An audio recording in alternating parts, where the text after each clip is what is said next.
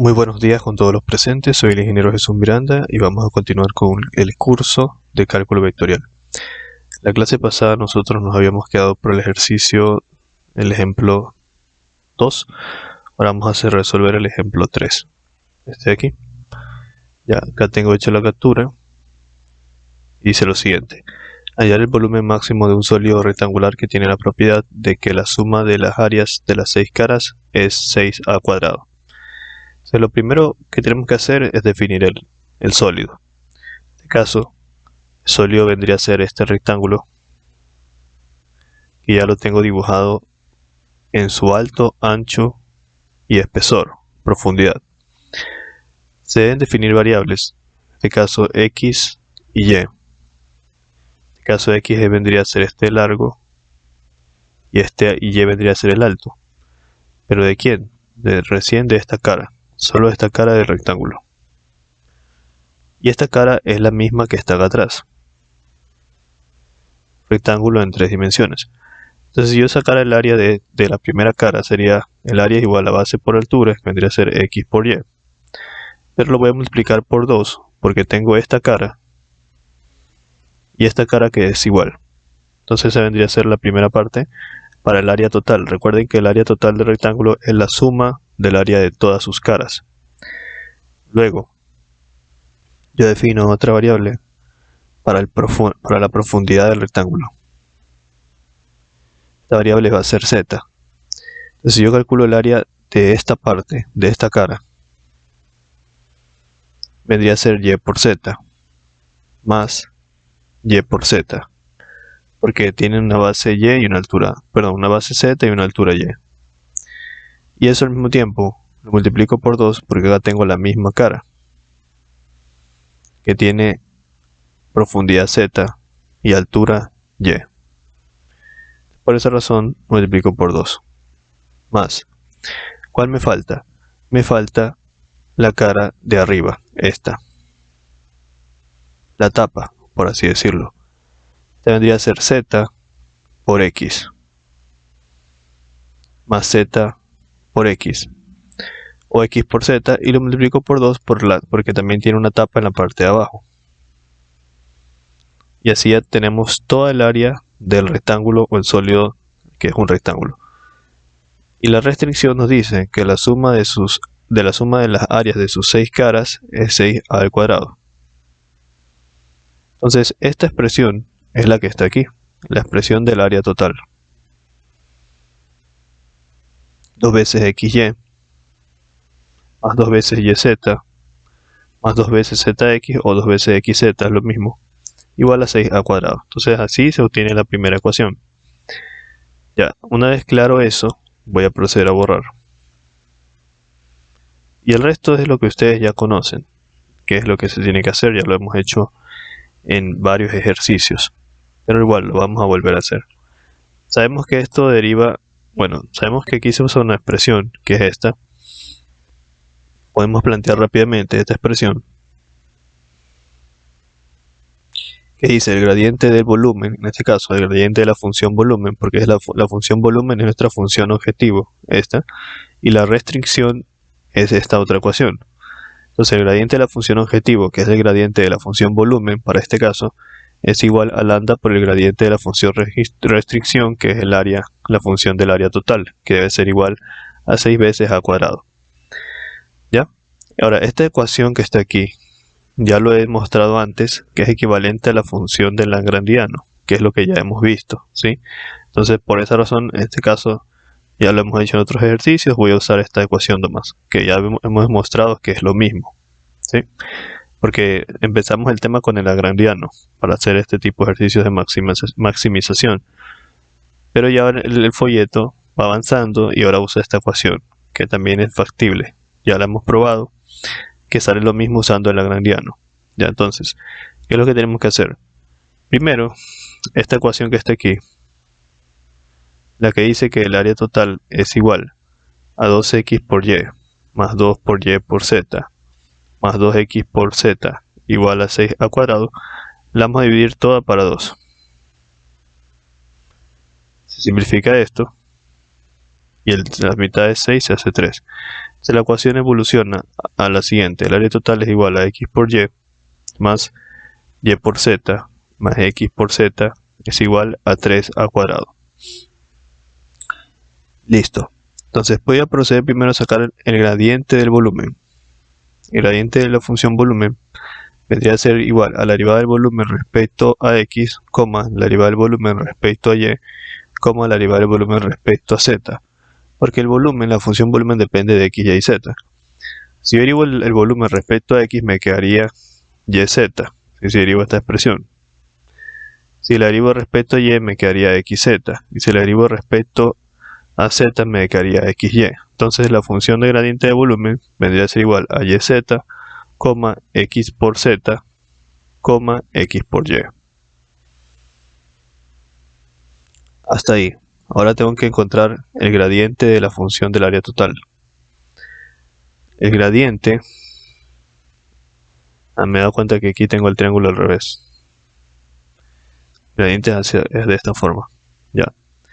El gradiente del área total está también. Bueno, no es algo tan imperativo, pero bueno. El gradiente del área total vendría a ser igual. Asimismo, el área total depende de x, y de z. ¿Sí? Entonces sería la derivada del área total respecto a x, la derivada del área total respecto a y la derivada del área total respecto a z. ¿Yo qué es lo que voy a hacer? La expresión del área total es esta. Voy a derivarla. Si la derivo respecto a x, me quedaría de esta parte, me quedaría solamente y. Déjenme hacerlo abajo mejor, por partes. La derivada respecto a x. Si derivo esta parte respecto a x, me quedaría solamente y. Aquí sería 0 porque no depende de x. Aquí me quedaría z más z. Y el 3a cuadrado, como es una constante, se hace 0. Entonces me quedaría como primer componente y más z, coma. Ahora la derivada de la función de área respecto a y. Ahorita voy a calcular este. Si derivo respecto a y, esta expresión me quedaría x, más si derivo respecto a y, esta expresión me quedaría z. Si derivo respecto a y, esta x se hace 0 y esta x se hace 0. Entonces me quedaría x más z, coma. Ahora me faltaría la derivada del área respecto a z. Si derivo esta respecto a z, se hace 0, porque no depende de z. Si derivo esta parte respecto a z, me queda y. Si derivo esta parte respecto a z, me queda x más x. Y si derivo esta expresión respecto a z, se hace 0 porque no depende de z. Entonces me quedaría y más x. Y ahí hasta ahí ya tendría lo que vendría a ser el gradiente de la función volumen, que es la función objetivo en este caso, y el gradiente de la función restricción, que es la función de área total. Luego tengo que simplemente hacer la igualdad, ejecutar esta igualdad con el lambda. Lo voy a hacer en la siguiente diapositiva. Entonces yo tengo el gradiente del volumen debe ser igual al gradiente, al lambda por el gradiente de la función área total. Entonces, ¿cuánto me quedó el gradiente del volumen? Me quedó yz, voy a ponerlo aquí, yz, xz, xy. Es igual a lambda que multiplica el del área total, me quedó y más z,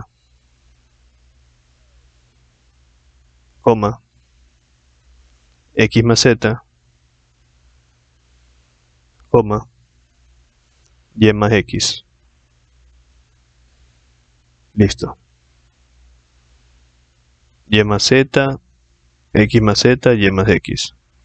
Entonces, como esto es una igualdad, tengo que igualar coordenada con coordenada. Entonces tendría que igualar yz es igual a lambda por y más z. Recuerden que lambda pasa a multiplicar a cada componente del vector. Luego, x por z es igual a lambda por x más z. Y siguiente, x por y es igual a lambda por y más x. Entonces ahí yo tengo este sistema. Este sistema es el mismo que tenemos acá. Y por z es igual a lambda por y más z. x por z es igual a lambda por x más z, y x por y es igual a lambda por y más x. Es este mismo sistema. Entonces, una vez que tengo este sistema, lo siguiente que tengo que hacer es, como sea que puedan hacerlo, bueno, mientras lo hagan de la forma correcta, que despejen los valores de x, y, z para poder definir nuestro punto crítico. Yo lo hago de esta manera. De aquí despejo lambda. Entonces yo tendría y por z sobre y más z es igual a lambda. Porque este y más z pasa a dividir al otro lado. Acá hago lo mismo. X por z sobre x más z es igual a lambda. Y luego el tercero. X por y sobre y más x es igual a lambda. Como lambda es igual a lambda y es igual a lambda, yo puedo igualar todas las expresiones. Igualaría y por z sobre y más z es igual a x por z sobre x más z, y esto es igual a x por y sobre y más x. Y lo siguiente que tengo que hacer es igualar, o sea, despejar, ¿no? Por ejemplo, podría armar una primera ecuación solo con estas dos. Entonces yo plantearía el siguiente sistema de ecuaciones. Voy a hacer en la siguiente diapositiva porque se va a hacer tedioso esto. A ver. Y por z sobre y más z es igual a x por z sobre x más z.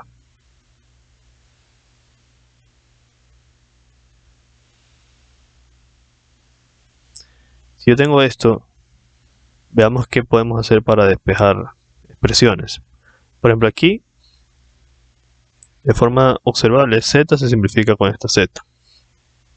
Se me quedaría y sobre y más z es igual a x sobre x más z. Si yo paso a multiplicar de forma cruzada, yo tendría que y por x más z es igual a x por y más z. Luego multiplico componente con componente, sería y por x más y por z es igual a x por y más x por z. Y esta expresión veo que puedo despejar. Por ejemplo, podría despejar x. ¿Cómo? O y también podría despejar. Despejemos x, agrupemos todas las x en una sola ecuación. Y por x menos x por y menos x por z es igual a menos y por z. Este y por z lo estoy pasando al otro lado a restar. Este x por y lo estoy pasando a restar al otro lado, y este x por z lo mismo. Si hago factor común x, me quedaría y menos y menos z igual a menos y por z.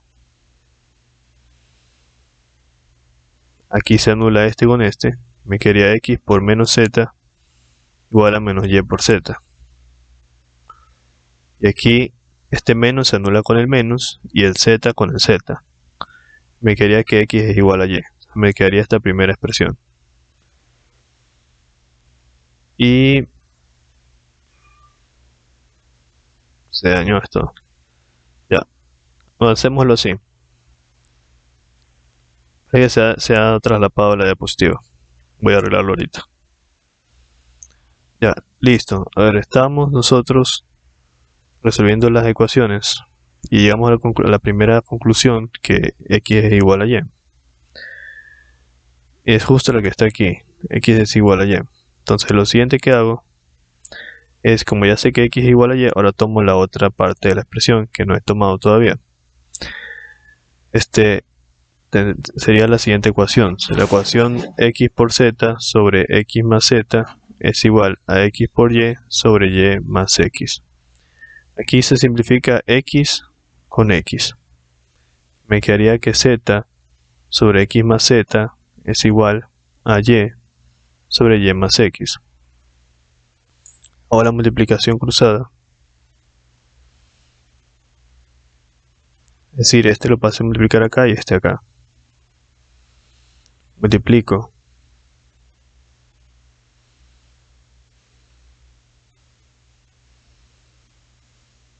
Y luego verifico qué puedo simplificar de qué.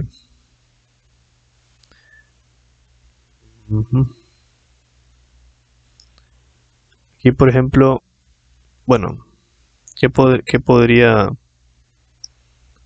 omitir de esta ecuación? Mejor sería... No, dejémoslo así. Por ejemplo, podría sacar... Bueno, ya me di cuenta aquí que se puede simplificar lo siguiente. Este ZY con este ZY se puede simplificar si mando a restar uno al otro lado. Porque ZY es lo mismo que YZ. Entonces me quedaría ZX es igual a Y por X. Aquí se simplificaría el X con el X y me quedaría que Z es igual a Y. Entonces esta vendría a ser mi segunda ecuación. Entonces yo tendría como primera ecuación que X es igual a Y, que es lo que encontré acá. X es igual a Y. Y como segunda ecuación que Z es igual a Y. Entonces lo siguiente que debo hacer es reemplazar en la restricción. ¿Cuál era la restricción de mi problema? La restricción de mi problema era la siguiente. La ecuación de las áreas.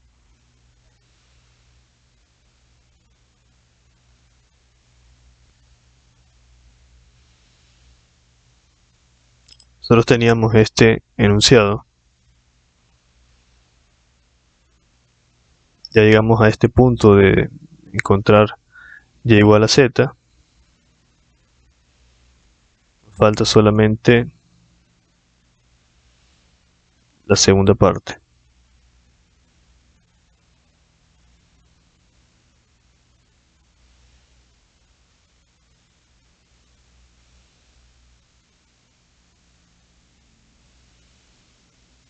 En la ecuación restricción es donde nosotros hacemos el último reemplazo. La ecuación restricción es esta, la que habíamos definido de las áreas.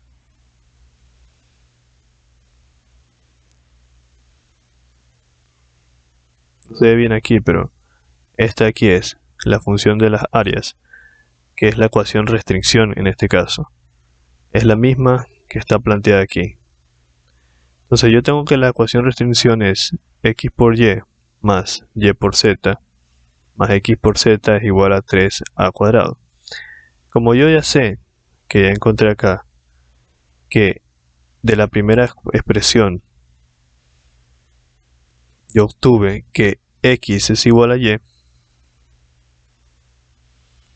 esa fue la primera ecuación que obtuve. Entonces yo hago lo siguiente. En vez de poner y, voy a poner x.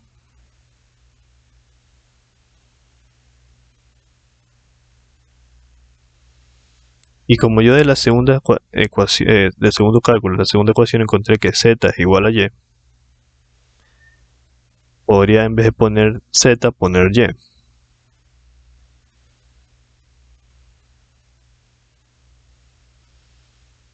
Y repito, como x es igual a y, en vez de poner y, pongo x.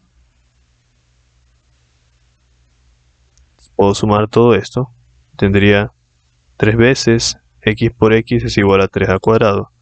Que es lo mismo que tener 3 por x al cuadrado es igual a 3a cuadrado. Y aquí puedo despejar x. Se simplifica 3 con 3. Diré que x al cuadrado es igual a cuadrado y saco raíz a ambos lados. Diré que x es igual a... Podría ser más menos a, pero en este caso solo vamos a tomar el valor positivo.